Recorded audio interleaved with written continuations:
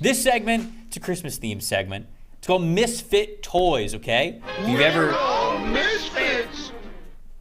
Thank you, Saab. I appreciate that. If you guys have ever seen the movie The Island of Misfits Toys, obviously it is exactly that. It is toys that either have something that could be a little bit better, something that could be used a little bit better, and we're taking that a little bit into the NFL. So Mike and I are looking around the NFL. We're looking at players on rosters, and we're saying, could this player be used better in this current situation, or do they need a totally different situation entirely? So Mike, I'm going to start with you. Who is your first misfit toy in the NFL right now? My first one, and I get that he's been injured of late, but should be coming back here, I believe, in Week 16. It's Khalil Herbert, the Chicago Bears backup running back. We have a similar situation of what's going down in Dallas, but obviously less publicized because it's not the Dallas Cowboys. But Khalil Herbert's a damn good running back. Mm-hmm. You don't have to watch too many of his games this year when David Montgomery's out to realize that, averaging 6 yards per carry on the season. But the stat I want to see there is the 19 explosive runs. 19 carries of 10-plus yards on only 108 attempts. Damn near 1/5 of his carries are going for 10-plus yards because he has that to his game. He ran sub 4.5 at his pro day coming out of Virginia Tech, averaged, I believe, 8 yards per carry in his lone year there at Virginia Tech after transferring to Kansas. I loved him as a prospect. Couldn't believe he fell to where he did. I think he was top 100 player on the PFF draft board. But David Montgomery continues to get the bulk of the carries when they both are healthy in this offense. And David Montgomery just does not have that explosive element. If I have a Justin Fields in the backfield, I want another explosive weapon next to him. David Montgomery is not that. On 172 carries, he only has 15 explosive runs this season. I'm hoping Ryan Poles, that front office, sees Khalil Herbert's emergence and says, hey, David Montgomery, we'll let you walk this offseason. I know we have a ton of cap space, but I'm not ponying up to bring back David Montgomery. This offense needs that explosiveness at the running back position. That is Khalil Herbert. It's not David Montgomery. He's been playing very, very well. I remember watching him out of Virginia Tech and just thought this is a stud zone blocking scheme runner. Like, he just understands the flow of offensive line and spaces and cutback lanes and everything, man. And so it's not really a shock that he's playing well in the NFL. You could definitely see that in his college tape. I think that's a good one, and I like the comparison to potentially being in that Tony Pollard role where it's just for so long we're like, okay, give the ball to Pollard. You don't want that with Khalil Herbert. You want to get the most out of it. I think that was formerly the Aaron Jones role. That then Aaron Jones proved, hey, oh yeah, I don't need to be the second fiddle. I can do it all on my own. I think that's a good call out. It's a good call out there. My first one, I guess my two are more obvious ones than your two. Mine's Kyle Pitts. The second I thought about this segment that we were doing, Kyle Pitts was the first one that came to mind. And how could it not be, right? This feels like a player who's being completely underutilized with the Atlanta Falcons. And I get it. He's hurt right now. So nothing's going to change for the rest of this season. But you look at what this season was for Kyle Pitts. 10 games, he's got 28 catches. In 10 games, this guy's got 28 catches? This is an alien. You drafted this dude number 4 overall. As high as a tight end's ever gone in the NFL draft, basically. 356 yards, come on. This is a 1,000-yard type of wide receiver. Now, the threat percentage, I will say this. It is 26.5. That's a decently high number. I'd probably like to see it a little bit higher, but that's okay. It's not like it's the worst. I think that this kind of all boils down to Atlanta just did not have a viable passing attack this year. Clearly, they went into this season thinking we are going to run the ball. That's what our identity is going to be. They were perfectly all right handing the ball off to an array of different running backs that they've got on the roster, whether it's power guys, speed guys, veterans, young players, whatever. Okay with that, and they were okay with having Marcus Mariota there to help out on the ground. Moving forward, it's got to be a step up in the passing game, and it has to be through Kyle Pitts. This has to be the go-to example of a misfit toy right now for how underutilized this guy was this past season. Have to agree. I mean, he's too much of a talent to squander. And I get the quote from Arthur Smith saying, play real football, not fantasy football. Sure. But sure. Real football is getting Kyle Pitts the ball. You don't have enough weapons on your offense to feed the guys that they've been feeding, let's say.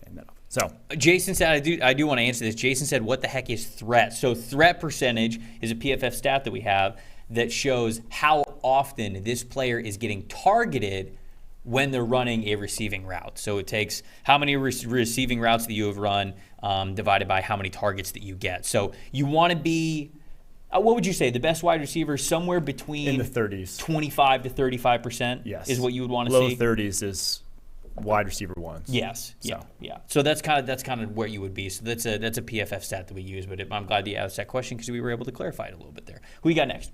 My next one is one Andre Dillard, Philadelphia Eagles former first-round pick way back in 2019, 22nd overall pick. Has never really gotten the starting job. It's wild to say, kind of weird to say a first-round pick never grabs a hold of a starting job, but that's been the case for Andre Dillard. Obviously had some injuries throughout his career, but the last time we saw him play, really, 2021, he had a 71.7 pass blocking grade at left tackle. There's a lot of teams that would kill for a guy who has a 71.7 pass blocking grade at left tackle that I know of. Now, he's sitting behind Jordan Mailata and Lane Johnson at left tackle and Lane Johnson at right tackle. Was injured earlier this year, why Jack Driscoll ended up getting snaps at left tackle when Jordan Mailata was out. But didn't allow pressure on his 35 snaps that he has played this season. I know will be the talk of free agency when he comes out because, people have to be thinking, what could this guy be? He's starting behind two Pro Bowl caliber offensive tackles, so no slouch or no, real knock on him to say he can't crack that starting lineup. But the talent's always been there. Just has he been able to stay healthy on the football field? TBD. But yeah, Andre Dillard, someone's going to make him starting left tackle next season. Yeah, unrestricted free agent coming up this offseason, so it'll be interesting to see where Andre Dillard ends up going. I feel like for as disappointing as some Eagles fans would tell you that Andre Dillard has been, there's still so many teams in the NFL that would love to try him out and try him at offensive tackle. So I think that one is there. I just saw this one in the chat. Nathan shouted this one out. This is my second one. It's your boy, the guy that you were calling to start for the Green Bay Packers just a few weeks ago. Jordan Love, right? Hey. Jordan Love has been the misfit toy, I think, around the NFL that everybody's talked about. You draft this guy in the first round. He's playing behind Aaron Rodgers. There's this whole is Aaron Rodgers going to take a step back? Is he going to retire soon? And what happened? Well, he won back-to-back MVPs. And then we thought that he was going to retire this offseason, and he ends up signing a massive extension with the Packers. So when I look at Jordan Love, I think he's a misfit toy. But I don't think that you could play him at this point. There's no reason to. You called for it a couple of weeks ago, but there's no way that's going to happen now this year. So what do you do next year? It feels like Rodgers is enjoying things a lot more lately than he was at the beginning of the year. I wouldn't be surprised if Aaron Rodgers decided to come back, and if Aaron Rodgers wants to come back, have a hard time believing that Green Bay is going to move on from him. So I'd love to see a change of scenery for Jordan Love. I don't think we're going to get it because they invested a first-round pick in this player, and I might as well hold on to him, I guess. But I'd love to see what Jordan Love can do. There's so much bad quarterback play around the NFL. I wish he was in a spot where we could see him rip it. What do you think? There's just not a lot of times where 3 years into a guy's NFL career, at quarterback especially, that they just only have one start to their name. And that was obviously when Aaron Rodgers had COVID last year.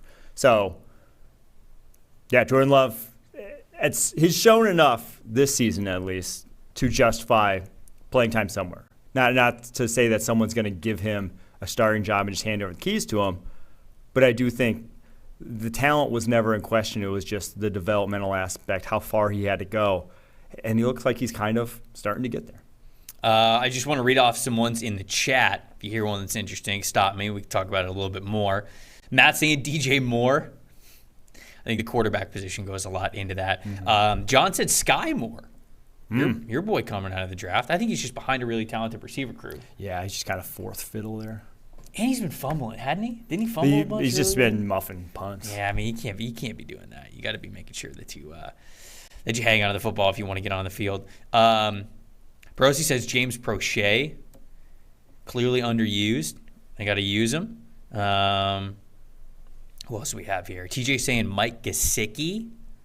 Again, you're throwing the ball to Tyreek Hill and Jalen Waddle. It's tough to get to Mike Gesicki in the pecking order, but he can attack over the middle, so you would figure that he'd get a little bit more action there. Uncle Dusty, our chat champ from yesterday, is Courtland Sutton.